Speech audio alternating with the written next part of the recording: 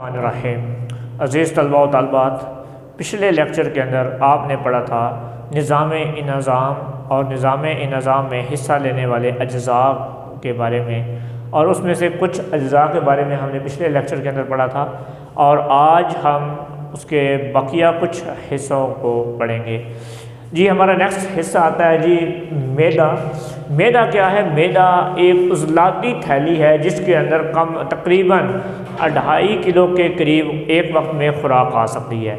इसका हुजम इंसान की उम्र के साथ साथ इंसान के जिस्म और कद के साथ साथ बढ़ता रहता है। और इसके 2 सिरे होते हैं। जो इसका ऊपर वाला सिरा है उसको हम कार्डियक एंड कहते हैं, जो कि खुराक की नाली के साथ मिला हुआ होता है।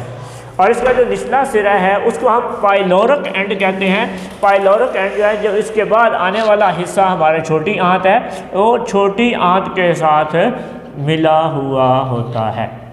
अब इसका ऊपर वाला सिरा खुराक की नाली के साथ, और नीचे वाला जो इसका सिरा है पाइलोरक एंड उसको कहते हैं, और वो छोटी आंत के साथ मिला हुआ होता है।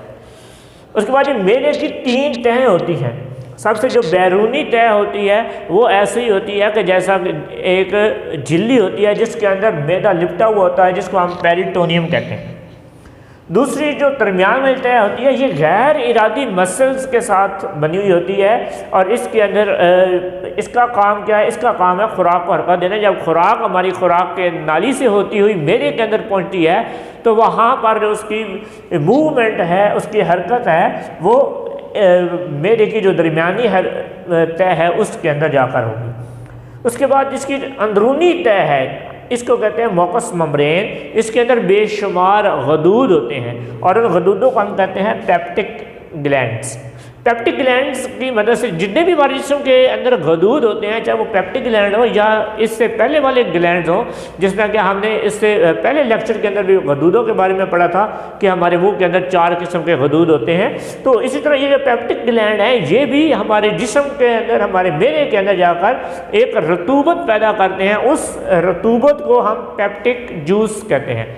अब पेप्टिक जूस जो है वो हमारे मैदे के अंदर जो हमारी खुराक होती है उसके खुराक के साथ शामिल हो जाती है, जिसकी मदद से खुराक के हजम होने में मदद देती है।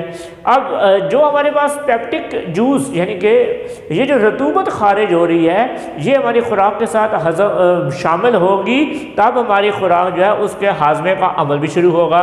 उसके बाद है जी छोटी आंत। छोटी आंत जो है इसके 3 सिरे होते हैं। नंबर 1 पे होता है ड्यूडियम, नंबर 2 पे जेजोनियम, नंबर 3 पे इलियम।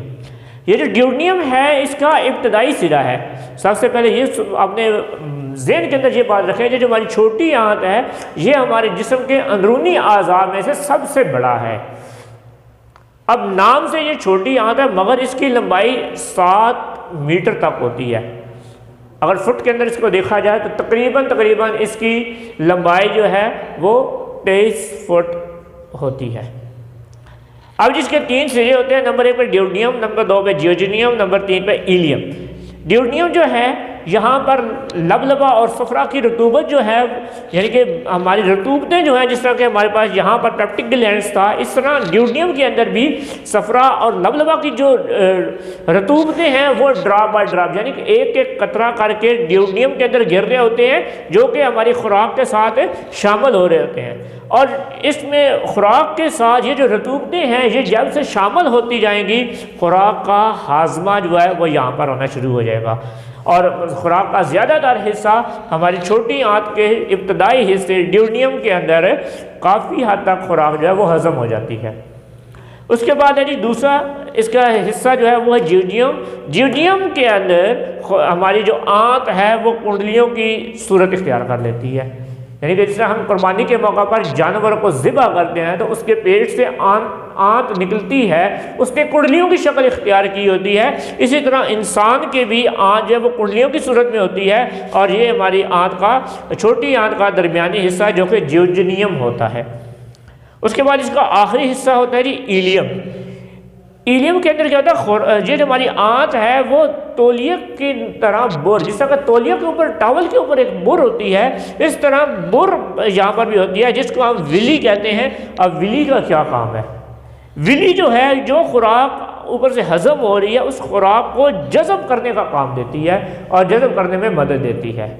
अज़ीज़ तलबा, आज का हमारा ये लेक्चर जो कि निज़ाम के हिस्सा लेने वाले चंद अज़ा के बारे में हमने सीखा, और आइंदा लेक्चर में हम इस पूरे टॉपिक को क्लोज़ करेंगे।